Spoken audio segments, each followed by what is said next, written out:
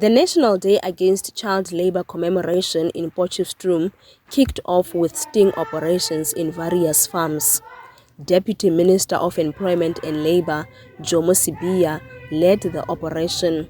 Sibiya says the majority of farm employers don't comply with labour laws. Part of the operation was also to inspect the prospects of child labour, which is a global problem.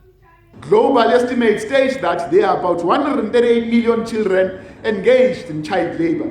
This is a 2025 data. As we speak today, 138 million children are working, and they are not supposed to be there. They are supposed to be at school. They are supposed to be developed, properly developed.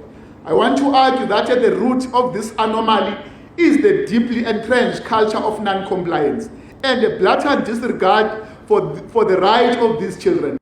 In South Africa, the number of children who are working is said to have surpassed 1 million. We dare not to be complacent when up to 1.6 million children work today. This is 15% of young people who should be safe at home, playing with their friends, attending schools, doing their homework and protect from harm. We must highlight that this practice is especially prevalent on our farms. Poverty has been highlighted as one of the contributing factors. Many young children are forced to work to support their poverty-stricken families. Whilst understandable, this affects their ability to pursue education needed to uplift them. Lack of access to quality education and agricultural practices are also contributing factors which enables the prevalence of child labor, particularly in the agricultural sector. Predominantly in rural areas, that which we call child labor will be dominant and not be prescribed as child labor in a rural setup, because it would not be meant for exploitation in most instances, but it still remains child labor. And in the component of sectors that are of employment, in this instance, the one that I'm responsible for called agriculture and rural development, child labor is very rife. And it is rife on the basis of lack of proper coordination among stakeholders, social development, education, and Department of Labor.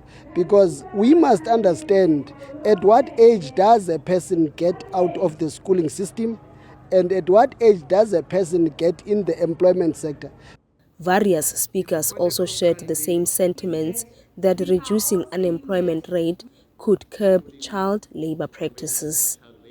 So we have a responsibility as the state, as government in general, but us as the Department of Employment and Labor, we have that responsibility to make sure that we change the situation that we see in our country where unemployment is very high.